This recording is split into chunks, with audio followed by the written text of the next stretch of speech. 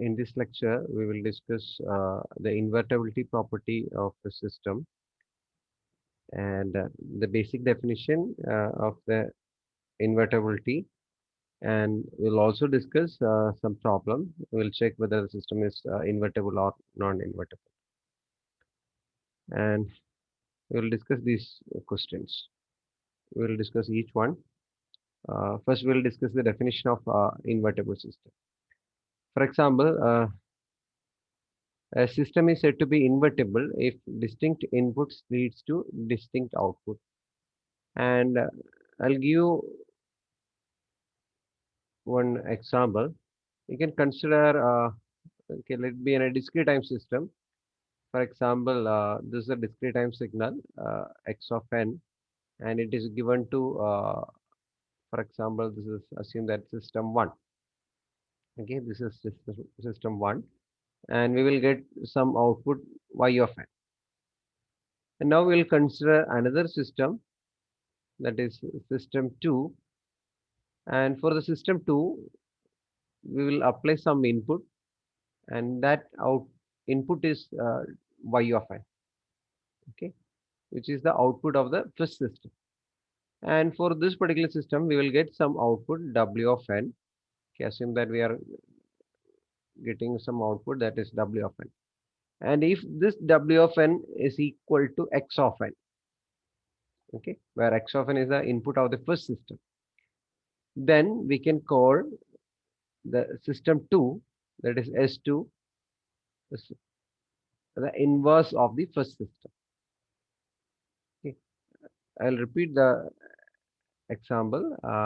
Here I can consider a system that is S1, okay, and we will apply some input x of n, and we will obtain some output y of n. And for the second system, we are applying y of n as the input, and we will obtain some other output w of n. And if this w of n is equal to x of n, then we can call that there is an inverse system exists, and this S2 we can call it as an inverse of the first system. So by definition, if a system is invertible, then an inverse system exists that when cascaded with the original system yields an output W of n equal to the input X of n to the first system.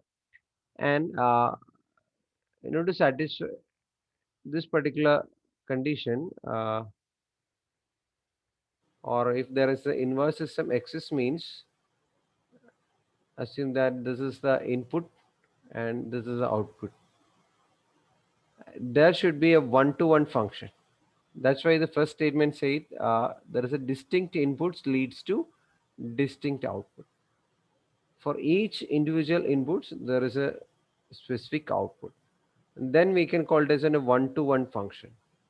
If there is a one-to-one function exists between the input and output, then there is an inverse system exists. But we'll discuss another case. For the two inputs, we are getting the same output. This is many to one. And in such system, there is no inverse. Okay, we will discuss some examples. For example, y of t is equal to 2x of t. We can consider as an invertible system, because if you apply x of t as the input, in the first system, we will get y of t as the output, which is 2x of t. And this system is invertible, means we can apply y of t as the input, and we'll get some output w of t, which is equal to half into y of t. So by using this particular system, y of t is 2x of t, which is equivalent to x of t. Means we will get the same input. So we can conclude that y of t is equal to 2x of t is an invertible system. And the inverse of the system is w of t is equal to 1 by 2 y of t. And we'll discuss another system which is non-invertible, that is y of n is equal to 0. Means if you apply any input, for example, if you apply x1 of t, we will get y of t as 0, or if you apply x2 of t, you will get output is equal to 0. Means for any input, the output is 0. For example, if you apply 1, you will get 0. If you apply 2, you will get 0. If you apply 3, you will get 0. Means from this 0, we cannot identify that which value we are applied at the input side. So that's why we conclude that this is a non-invertible system. For many inputs, for different inputs, we are getting the same output. So this is a many to one. For any input, the output is 0, only single output. So many to one function. So there is no inverse system exists. The system is non-invertible. So we can conclude that this system is non-invertible. Okay. Now we'll discuss some problem.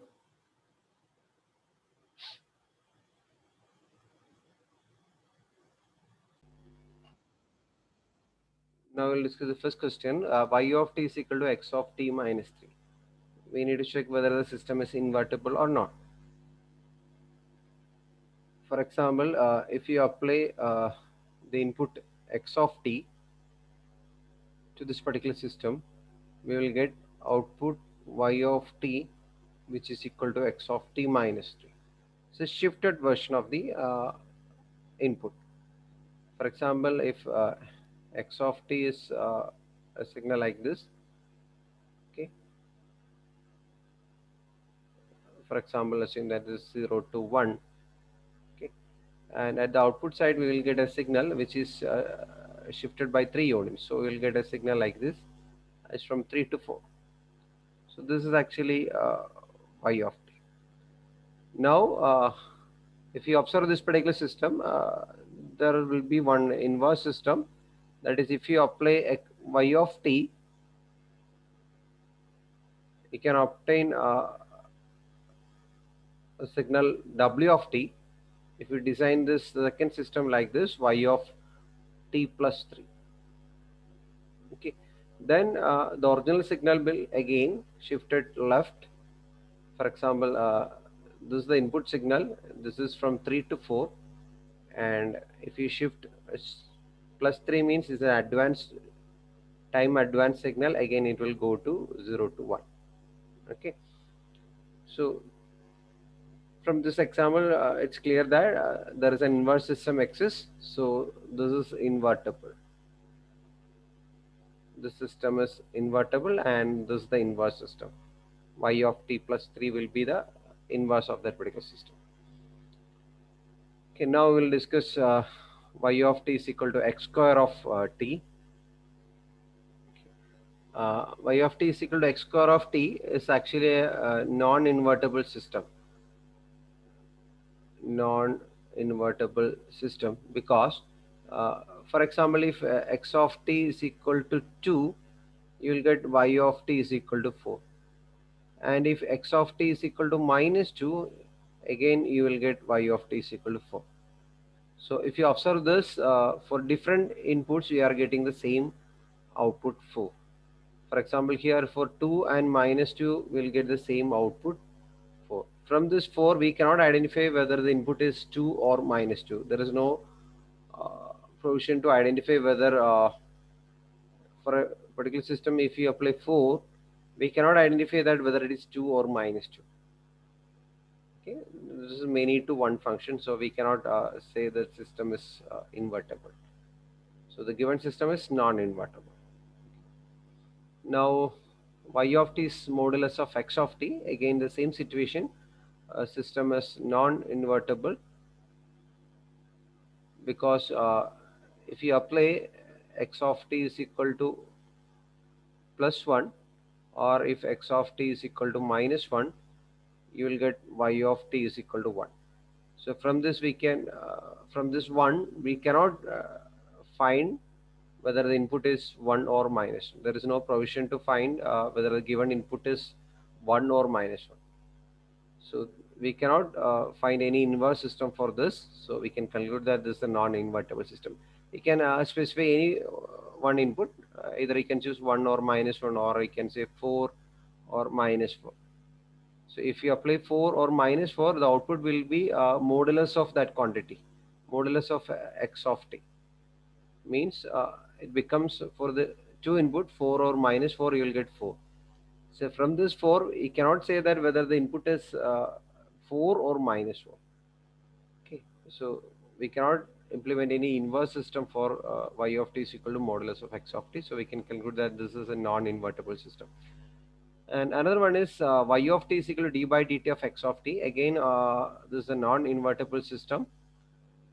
Non-invertible system because uh, for any constant value, for example, if x of t is equal to 2 or if x of t is equal to 5, if you differentiate this, you will get 0. The d by dt of a constant is equal to 0. From this 0, we cannot say that whether the input is 2 or 5. Okay, so the derivative of a system is non-invertible. Okay, now we'll discuss some other question. Uh,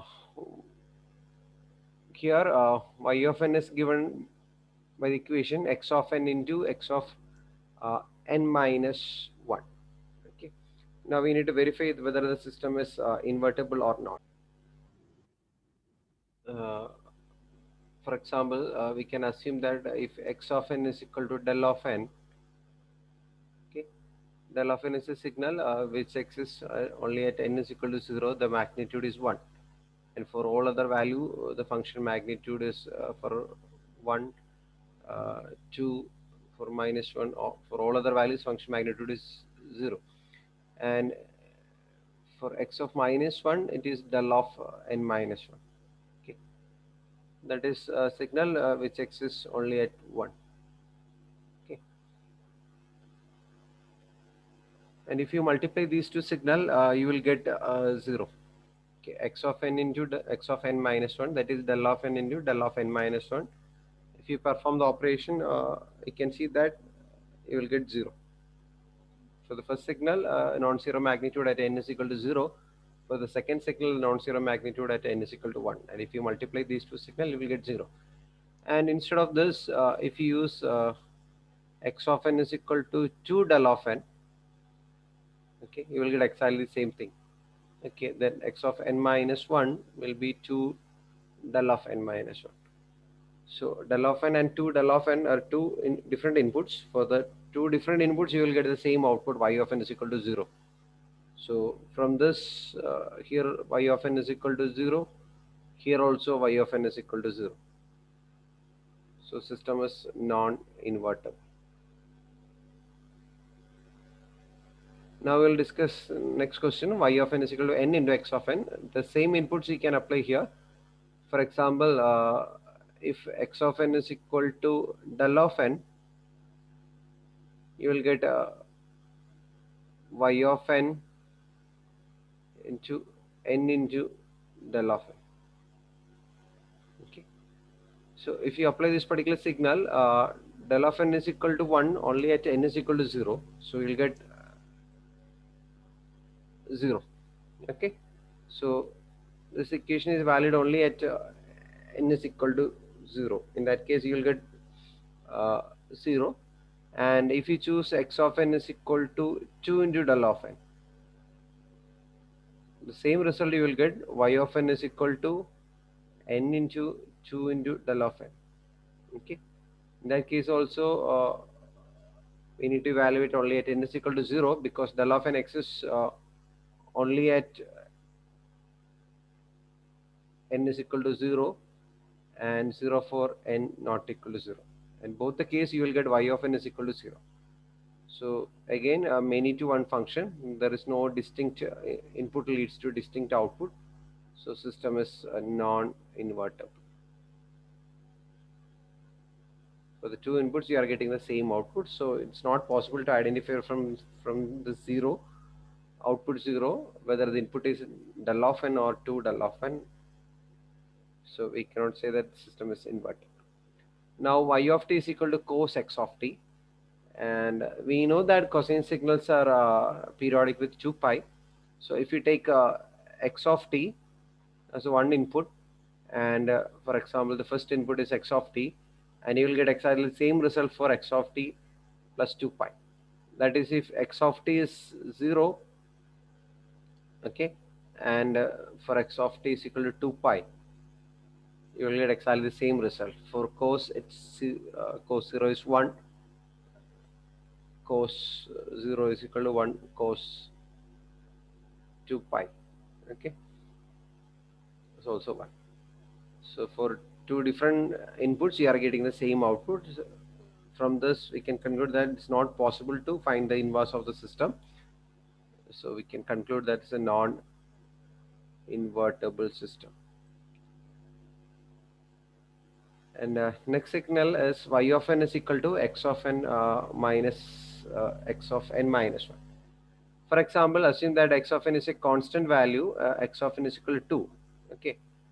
For all values, for n is equal to 0, n is equal to 1, n is equal to 2, sorry, n is equal to minus 1, minus 2. For all values, the function magnitude is 2. 2, 2, 2, 2. Okay. And similarly, minus x of n minus 1 means you will get exactly the shifted version. Okay, this is if it is x of n, and this is x of n minus 1 means it's 1 unit shifted. Okay. So we will get exactly the same signal because an infinite sequence. And if you subtract these two signal, you will get 0. So y of n is equal to 0. And similarly, if you choose if x of n is equal to 3, you will get exactly the same result, y of n is equal to 0. Here also y of n is equal to 0. In the first case, again y of n is equal to 0, because we need to perform x of n minus x of n minus 1. So both case you will get 0. So from this we can conclude that the system is non-invertible. Because if a system is invertible, then distinct input leads to distinct output. Now we can consider summation. That is, if you apply an input x of n to any system, the output is y of n, and that y of n is indicated as k is equal to minus infinity to n x of k. From this, we need to find x of n. Okay, so if there is an inverse system, x is means we need to find out x of n. So by using this particular formula, y of n minus y of n minus 1, okay, so we can find out x of n. So we can say that this system is invertible. Y of n means it's k ranging from minus infinity to n x of k, and y of n minus 1 means it's sigma k is equal to minus infinity to n minus 1 x of k. And if you perform this operation y of n minus y of n minus 1, you can see that k ranging from minus infinity to n x of k minus k ranging from minus infinity to n minus 1 x of k. And if you expand the term, you will get one term, that is x of n. Okay, so from this particular expression, you can find x of n. So the given system is invertible. Now we'll discuss another problem, and that's the integration. So we know that integration operation is invertible by using d by dt of y of t.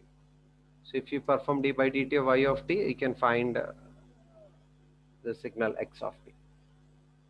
Because if you apply a signal x of t, The output y of t is given by the equation integral minus infinity to t x of tau d tau.